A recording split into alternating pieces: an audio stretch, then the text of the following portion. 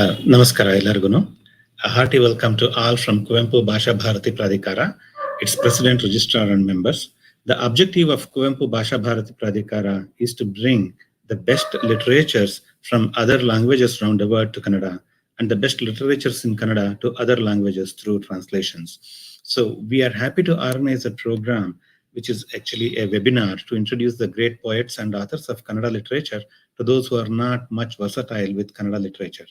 In this program, a grand 21 Kannada poets and authors are introduced by those who are authors and an authority in literature and have known and are studied about the authors themselves. So in this series, the first one is introducing Rashtrakavi Sri Manjeshwara Govindapai or M. Govindapai by Professor C. Naganna. Professor C. Naganna completed his higher education from Mysore University. He is a poet, critic, and a translator. He has published over 50 books so far. He has served as a reader and professor in comparative literature and translations. He is currently a consulting professor. He was also the director of publications division of Mysore University. He was the advisory committee member of Bharatiya Gnanapita Prashasti, Saraswati Samman, Kendra Sahitya Academy. He was a member of Karnataka Sahitya Academy. He's awarded several awards for his literary works from a host of organizations. It's a pleasure and privilege to invite Professor Sri Naganna to introduce Sri M. Govindapai.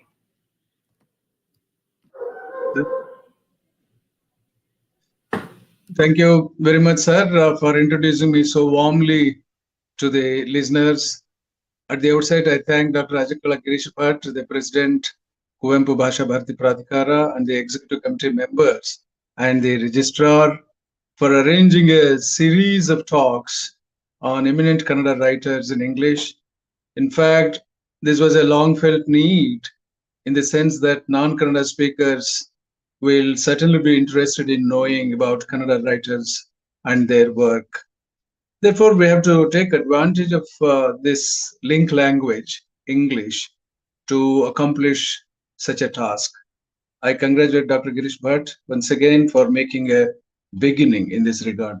It was extremely kind of him that he asked me to inaugurate the series and also deliver a lecture on Professor M. Govindapai, a great scholar, researcher, and poet whose love of Kannada was unparalleled. So I will dwell more on Rashtrakavi Govindapai after quickly saying a few words by way of inaugurating the lecture series. There are several important writers in Kannada who have contributed very significantly for the growth and development of our language and literature. Some attempts have been made to provide monographs on these important writers by Sahitya Academy and the Institute of Kannada Studies, University of Mysore. For instance, Sahitya Academy has brought out some 28 monographs on writers like A.N. Krishna Rao, Anupama Niranjana, Betageri Krishna Sharma, B.M. Srikanthaya, B. Puttaswamaya, Chaduranga, D.V. Gundappa, G.P. Rajaratnam, Kuvempu, Shivaram Karant, and so on, to which I have contributed a work on Alanalli Sri Krishna, besides translating a Kannada work on Tarasu, which was originally written in Kannada by M.S. Pati. I have rendered that into English. So this is an ongoing project with Sahitya Academy. The Kannada Institute of the University of Mysore has brought out some 10 monographs under the series Kannada Writers and Their Works. Now, when Dr. Rajakala Girish Bhatt, the chairman, indicated that I should speak on M. Govindapai, I immediately agreed because Professor V.M. Inamdar has written an excellent monograph on Govindapai. So for today's lecture on M. Govindapai, I am deeply indebted to Professor Inamdar his writing on this particular great writer, M. Govindapai. Now, it would be a wonderful contribution if Kuvempu Bhasha Bharati Pradhikara takes up such a series on Kannada authors in consultation with the Sahitya Academy, just to avoid duplication and bring monographs on other important writers, so that we have at least a list of 100 authors made available in the English language. I have inaugurated this series with great pleasure, and I'm sure our Kannada authors would become familiar to the non-Kannada speakers, and we can also learn about their authors in the spirit of give and take.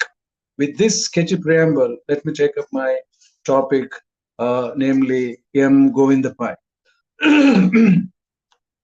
For nearly 40 years of the middle decades of the last century, Manjeshwara, a coastal Karnataka town now in Kerala, was a place of literary pilgrimage. What conferred that status on that far-off, sleepy town, green and beautiful with its palms, the nearby beach and the Arabian Sea, was the presence there of one who has now been rightly regarded as the grand old man of modern Kannada literature. He was a herald of Renaissance Kannada poetry and doyen of historical research. Any writer's trip to South Kannada would have been incomplete without a visit to Manjeshwara. The beginner in letters went to him for encouragement and guidance, the scholar for discussions, and the researcher was for consultation or confirmation. And others, with a literary reputation of their own, invariably called on him as a matter of respectful courtesy. Govindapai was not an individual, but was an institution in respect of historical and literary research. Whether it is antiquity of Kannada language and literature, or the advent of Jainism in Karnataka, whether it is the early history of the Saraswats or the chronology and genealogy of the Gangas, Kadambas, and Pallavas, whether it is the date of the Buddha's parinirvana or of the installation of the Gomuta Colossus of Shravana Belagula, whether it is the determination of the dates of quite a few Kannada poets of the classical and post-classical period, his researches have covered a very wide range of topics, and his findings, precise and definite, have been for the most part definitive and accepted. A very few of his conclusions have been questioned, but none has been disproved or totally rejected. That speaks volumes for his accurate and massive scholarship covering a variety of subjects like religion, history, astronomy, mathematics, besides literature in a variety of languages, both ancient and modern. Even many institutions wouldn't have attempted with the bulk and extent of so much work. It was possible for Govindapai because it was supported by wide scholarship and sustained by single-minded devotion. His work in the field of historical and literary research gives him the stature of an institution, but work in that sphere is only a part of his total achievement. He was essentially and primarily a poet before he came to research, and one who continued to be a poet even during the decades when research was his major preoccupation. He was aware that he was riding two powerful horses at the same time, or trying to carry two swords in a single scabbard, and it was a remarkable feat that he did not allow the description of dates and dynasties to stifle the poet in him. He was an early herald of the Kannada poetic renaissance, whose urge to poetic expression refused to be inhibited by the restrictions of rhyme.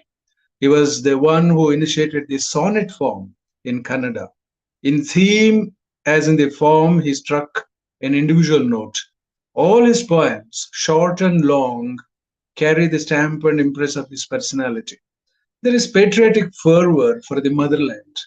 There is always a saint's faith in divine dispensation and the consequent attitude of devout humility and prayer. This attitude underlies all his poetic utterance and forms the basic note of all his songs. He regarded love and compassion as the greatest of all virtues, which in their highest form invested men like Jesus Christ and Gautama the Buddha with the glory and grandeur of Godhood. His two celebrated longer poems, namely Golgotha and Vaishakhi, express his deepest religious convictions, whose intensity sustains the poetry of those magnificent narratives. Govinda Pai came from an affluent Saraswat Brahmin family from Mangalore. He was born on 23rd March 1883 at Manjeshwar, which was his mother's place. Though his schooling was at Mangalore, he was a frequent visitor to Manjeshwar during the holidays. At the Canara High School, Mangalore, M.N. Kamath was his classmate, and the two together started a manuscript magazine which appeared mostly in English. He met Panjay Mangeshwar Rao in 1893. Rao was 9 years his senior, and that was the beginning of a lifelong literary friendship. Panjay was a great lover of poetry, which he recited very sweetly. Govinda Pai's mother's uncle, Narasai Shanbhag, who was the head of the family at Manjeshwar, was a great lover and buyer of books. Govinda Pai inherited from him his love of books and the habit of buying them long before he inherited his property. This love of books and the desire to buy them. So, this love of books and the desire to buy them so that they could remain with him all the time became a lifelong habit. From Government College, Mangalore, he proceeded to the Christian College at Madras for graduation. By the time he had taken only a part of the final examination, news of his father's sudden illness brought him back home, and that put an end to an academic career that could have been predictably brilliant. His father's death made him discontinue his studies, and he had to return without acquiring a university degree. Over the next 30 years or so, he divided his time between his extensive studies on the one hand and family affairs on the other. And finally, when his wife died in 1927 and left no children, he passed on the other responsibilities to his brother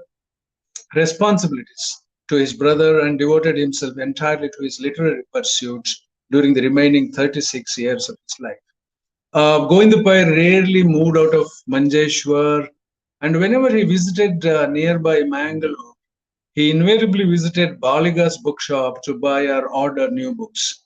He would not easily agree to participate in literary functions that took place either in Bangalore or in Mysore.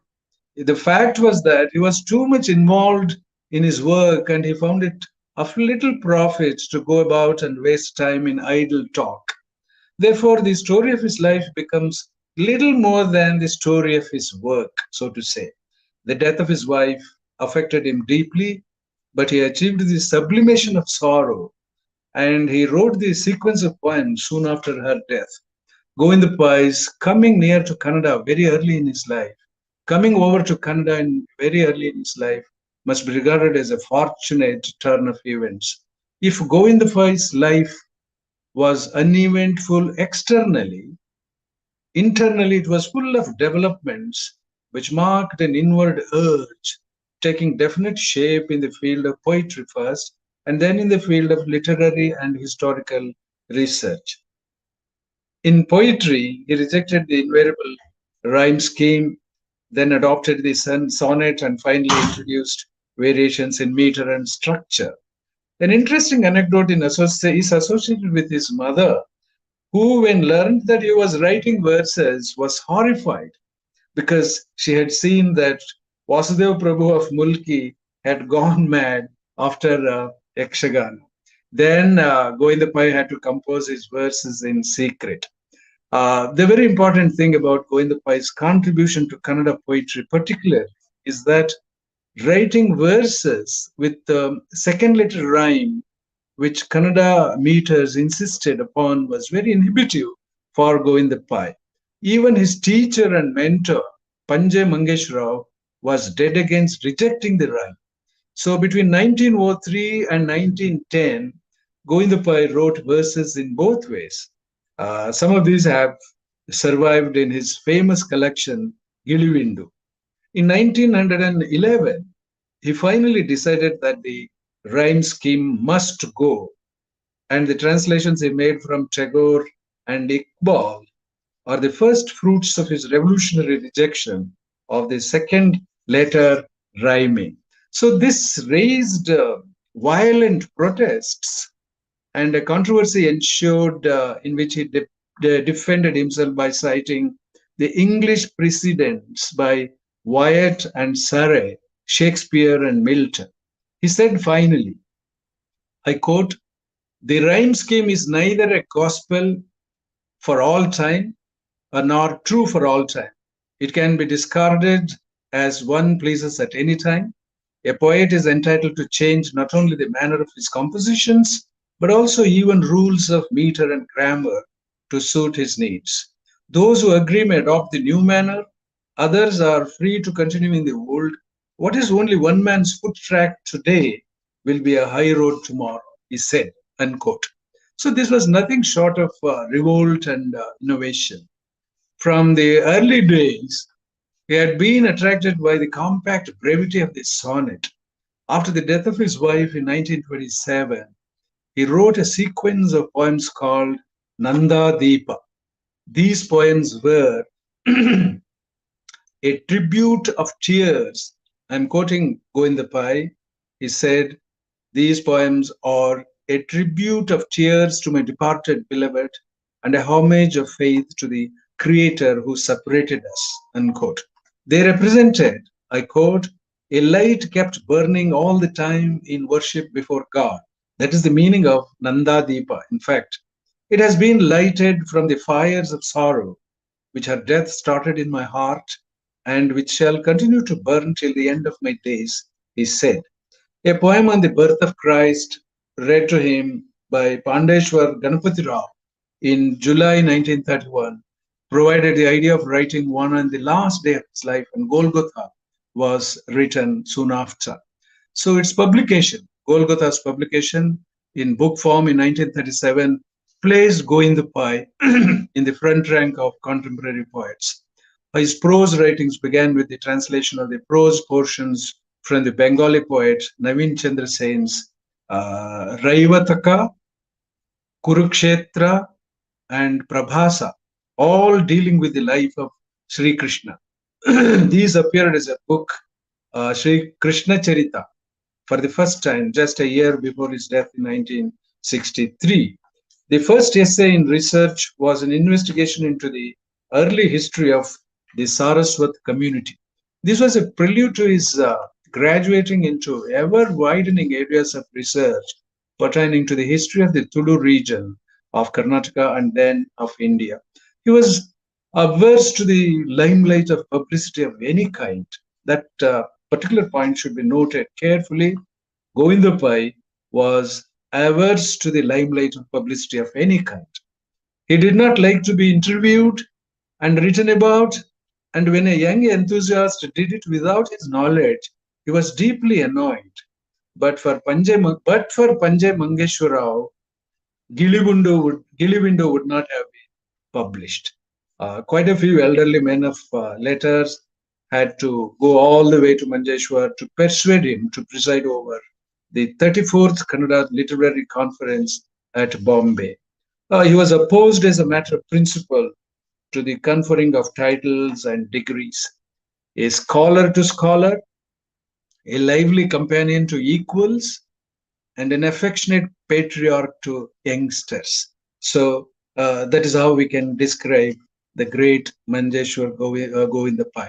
A scholar to scholars, a lively companion to equals, and an affectionate patriarch to youngsters. He was always the same simple, unassuming, and amiable man that he was in spite of all his learning and achievement. Although he knew all the Indian languages and Pali and Persian, almost all the European languages, both classical and modern, and also Japanese language, he never made a show of his learning. He has left behind a considerable body of published work. It comprises 3 collections of poems, Gilivindu, Nanda Deepa, and Hridayaranga, 2 long poems, Golgotha and Vaishakhi, a play in verse, Hebberalu, a plain prose Chitrabhanu, a short scene Tai, and 8 translations of Japanese no plays, a collection of occasional writings Kannada Damore, translation from the Bengali poets Naveen Chandra Sen, Sri Krishna Charita, and a very large number of research papers, more than 100 in fact, scattered in various periodicals and writings to be collected. The first compilation of Govinda Pai's poems was published in 1930 under the title Gilivindu, which means a flock of parrots. It brought together 45 poems along with a translation from Omar Khayyam in 75 quatrains. These poems were written off and on during the preceding 3 decades. Ever since his prize-winning poem Suvasini was published in 1900, he had been trying his hand at verse. Most of them that appear in Gilivindu were published earlier in various magazines and periodicals. He was always a willing and ready contributor. There is hardly a periodical in Kannada, any of their special numbers, that has not published one or another of his writings at one time or another. The first 3 decades of the 20th century were decades of national ferment when the urge for the country's freedom dominated sensitive minds. Patriotism in the larger sense was an irrepressible desire of a people to be themselves as human beings, is a recurring note in Govinda Pai's poetry. Another characteristic of his thought was his faith in God. He believed that what is given to man is the choice to act and do things in a spirit of detachment and dedication. In Gilivindu, the first phase of his creative work, we see the co-presence of patriotism and piety. Though Govinda Pai was a Saraswat Vaishnava Brahmin, and though Sri Krishna or Hari was his favorite deity, his concept of godhood was neither sectarian nor denominational. He believed in the universality of all religious teaching because the basis for all was love for fellow beings. Govinda Pai's reverence for Sri Krishna, Gautama the Buddha, Jesus Christ and Gandhi is rooted in his appreciation of that quality of larger selflessness and love for mankind which they enshrined in themselves. He has inscribed his longer poems Golgotha to children so that they may learn to recognize a single principle of divinity in different religious faiths. Some poems in Gilivindu highlight the poet's vocation and speak of what poetry can do for us. Poetry confers immortality on all things that are subject to decay and death. This is what Govinda Pai believed. Heroes of history turn into dust and empires vanish. Heroes of history turn into dust and empires vanish, but the great poet survives in his work. In a poem titled Untu, he says the faith is proclaimed that if there is one thing which the icy hand of death cannot touch, it is poetry. Nandadipa is a collection of 37 poems written between May 28 and May 31. It was the title which epitomizes the content. Nandadipa is a symbol of continuous worship and dedication. As the poet himself says, the poems were written as a tribute of tears to my departed beloved and a homage of faith to the Creator who separated us. The poems here in Nandadipa are not expressions of loss or lament or deprivation, but of a deep yearning for asylum in God's peace and grace. Hridaya Ranga, the third collection of Govinda Pai's poems, was like Nandadipa, published posthumously in 1969. It includes 45 poems, all written after 1931, with the exception of Gommata Janastuti, which was published independently in 1928 as a tribute to the memory of his wife. In Hridaya Ranga, we see poems which may be called story poems or lyrical narratives, or poems which briefly and vividly recreate stories or situations from history, mythology, or legend, so as to bring home moral or spiritual truths of perennial relevance.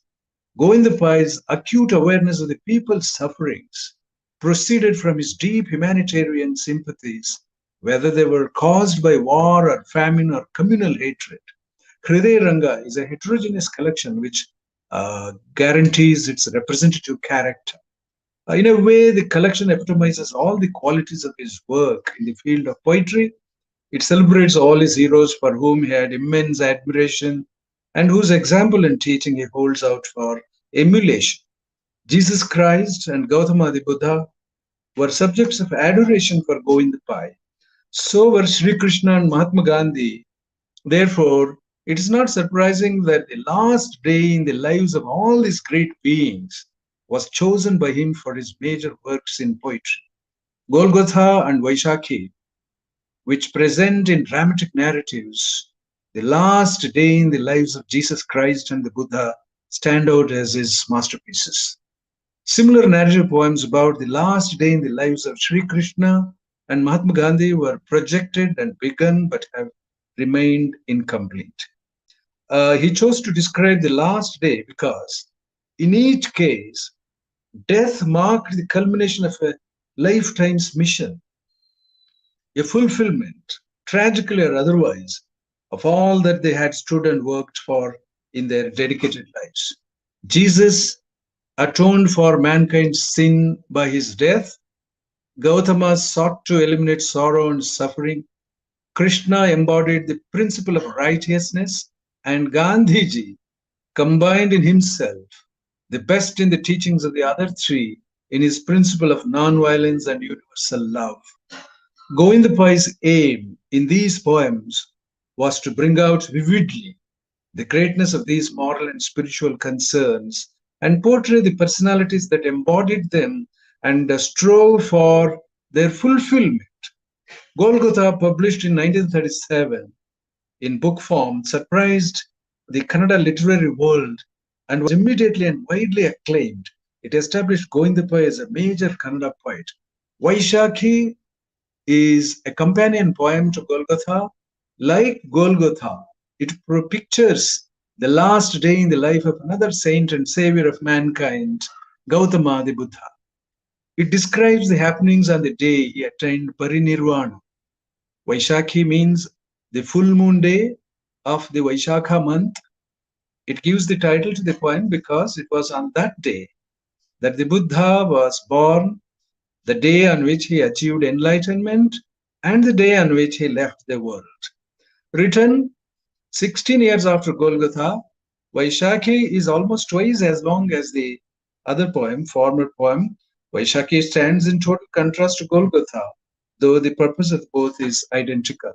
Both the poems portray successfully the personality and work of two great men, Jesus Christ and the Buddha. Structurally, Vaishakhi is a descriptive poem, pure and simple, whereas Golgotha, though also a narrative poem, is essentially dramatic. In Golgotha, there is fierce intensity. In Vaishakhi, there is an all-pervasive quietness. The two poems, therefore, affect the reader differently. Apart from poetry, Govinda Pai handled the genre of drama. Hebberelu is the verse play in 4 scenes modeled in the Greek manner. Chitrabhanu is a long one-act play in prose dealing with a situation from the national fight for freedom in 1942. Thai is a short prose scene, and in addition to this, there is a translation of 8 Japanese no plays. Hebberelu is based on the Eklavya episode in the Mahabharata. But Govinda Pai does not present it exactly as it is found in the source. In Govinda Pai's version, Dronacharya grows and changes as a character. The character in the original Mahabharata is static and continues to be rigid and inflexible from beginning to end. In Govinda Pai's version, Dronacharya begs Ekalavya's pardon as Ekalavya cuts his right thumb immediately after Dronacharya asks for it. Ekalavya's foster father, Hiranyadhanu, tells to Drona's face that what he did to Ekalavya is something even the lowest would not have done. Dronacharya apologizes sincerely and accepts their invitation to go to the place on the morrow. So this is a clear departure from the original Mahabharata. Govinda Pai has done this with a purpose. The play concludes with the choric comment that Eklavya had proved that the thumb and the fingers have to work together. That means the Aryans and the Anaryans, the two races merge together into one like Ganga and Jamuna. That is the message of the play, in answer to all peoples at all times who, due to false distinctions, stand apart in opposition and bitterness and create social conflict or civil strife. Hebberlu tells an ancient story but conveys a modern message. This message is one of understanding and integration of different classes into a new social order based on cohesive unity.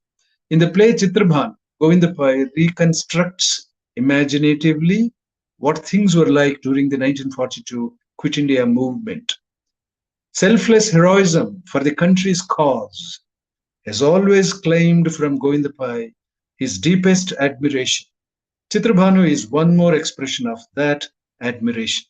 Apart from Hebberlu and Chitrabhanu, Govinda Pai made a few translations. Posthumously, that is in 1979, they were compiled, which include one act play and 8 no plays. The no plays are specimens of the unique Japanese dramatic form. The no plays use the chorus like Greek plays, but with a difference. Poetry and literary or historical research are mutually incompatible activities, as we can imagine. In poetry, the writer's personal thoughts and feelings and attitudes are involved, whereas in the other, the attempt is to explore objective truth. Govinda Pai's work in both these fields is equally remarkable. It is known that he started with poetry and then developed interest in research. For nearly 2 decades after 1926, research claimed all his attention. Yet in the final phase of his career, to which belongs a good part of his maturest work in poetry and drama, Govinda Pai's work in the field of research is wide-ranging. It can be broadly classified under 2 heads: research pertaining to history proper and research pertaining to Kannada literature. Research in history has primarily concerned itself with the Tulu region and the Karnataka region, and then to some extent with some problems relating to Indian history as a whole. The work relating to literature has concerned itself mainly with old Kannada language and literature.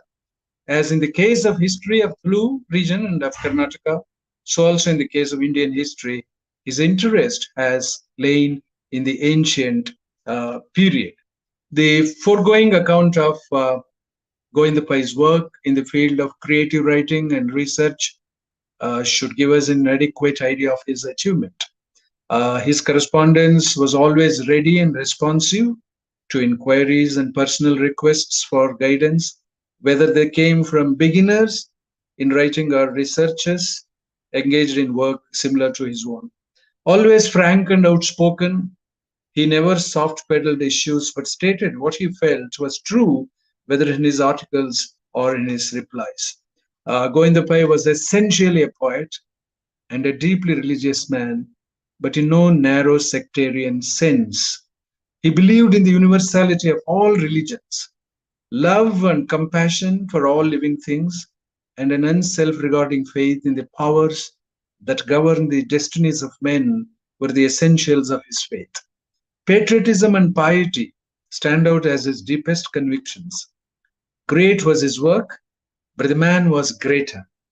His scholarship was astounding. His dedication to work was total. His faith in God was unshakable. His loyalty to truth, like his love for the country, was unfaltering. His convictions were deep and firm, and yet he never made a fuss of his work or any show of his learning or eminence. It is difficult to imagine a person more unassuming.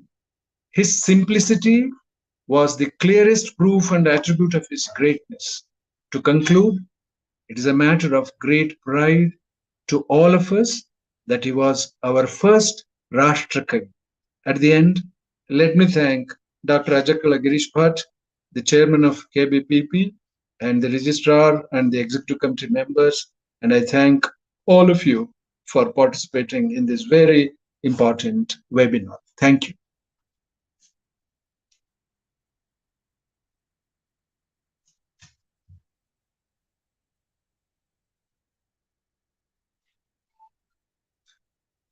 Why?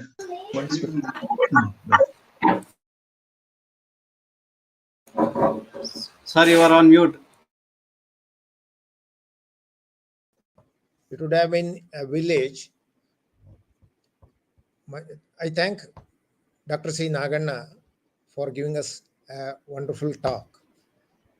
As all of you know, Kuvempu Bhasha Bharati Pradhikara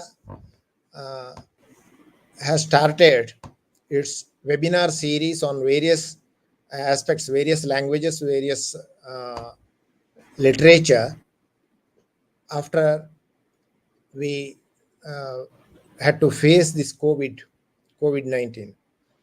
So today we have started this new series, I think, which will go up to some 15 to 20 days. This series will be in English so that the Kannada writers, Kannada literature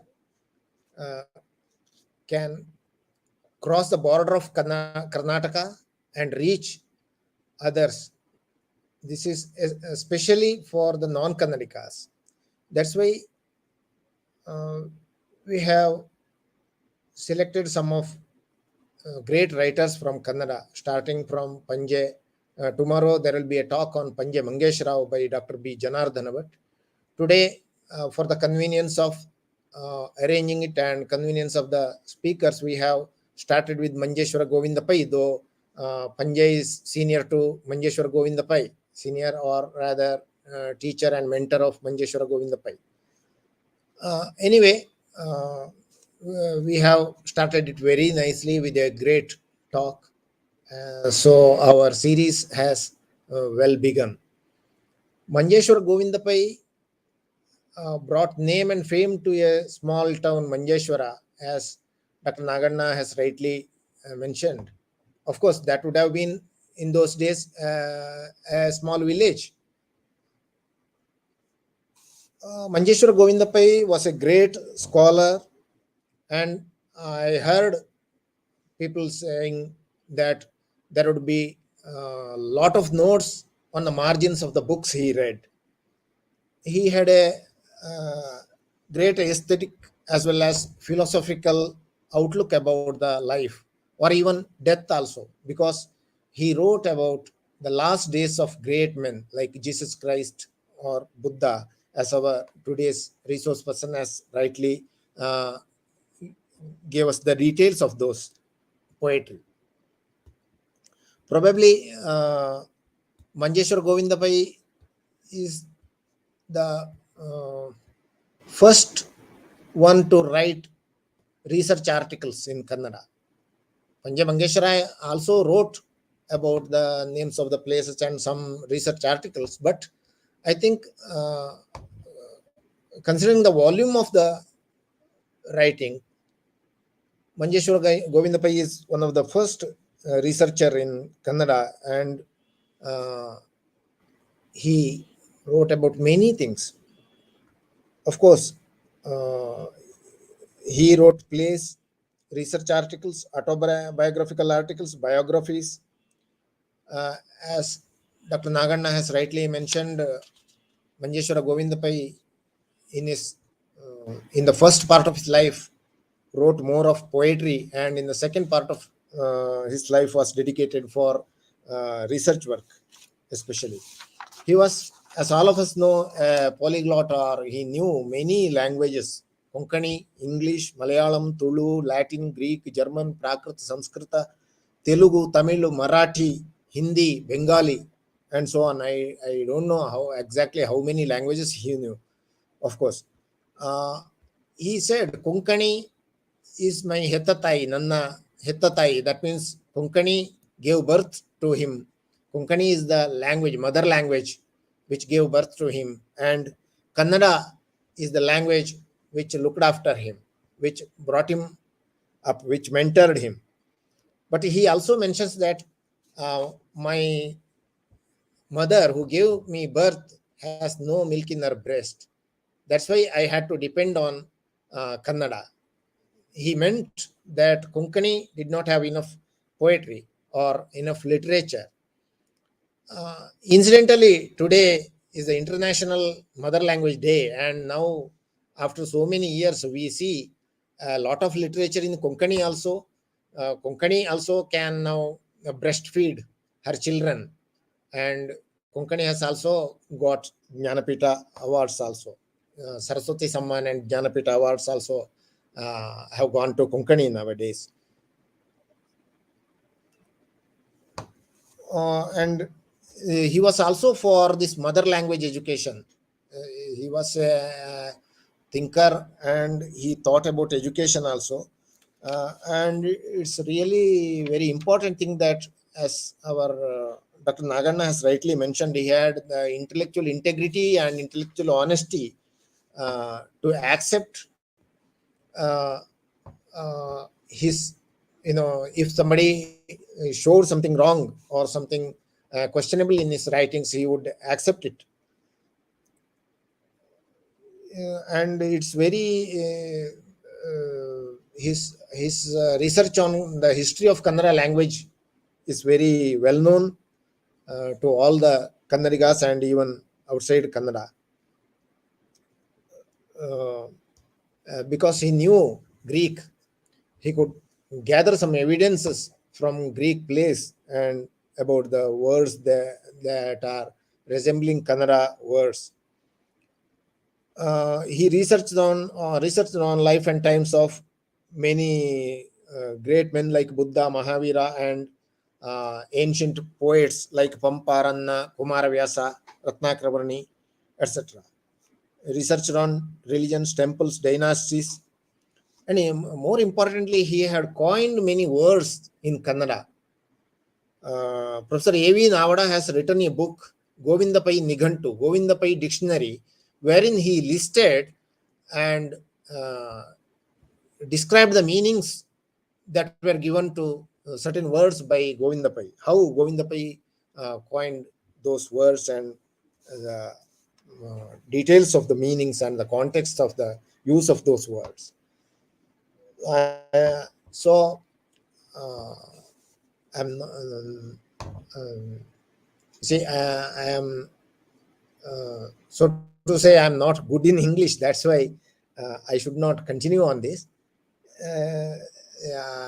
We could not fight against British. We could not kill British, but we can easily kill English. That I think I should not do anymore. I should say, especially, I have just listened to an excellent talk after a long time in English, that too about Kannada literature and Kannada writer. So, as I told earlier, we have begun very well. Our webinar series has begun very well, and I think this will continue in next some 15-20 days. I thank Dr. C. Naganna profusely on my own behalf and on behalf of the Kuvempu Bhasha Bharati Pradhikara. I also thank all the members of Kuvempu Bhasha Bharati Pradhikara who are supporting me and the registrar in coming up with newer and newer programs. And I should thank my friend and one of the members of Kuvempu Bhasha Bharati Pradhikara, Sri Yatindranath. He has started the whole series with nice words, nice introduction. I thank all those who have made this possible, who are supporting us, and who have viewed this and who will watch this after. This will be there on the Facebook page and on the YouTube channel of Kuvempu Bhasha Bharati Pradhikara. I request all of you to share the links with your friends and so that we can spread the knowledge and literature of Kannada to non-Kannadigas. Thank you, one and all.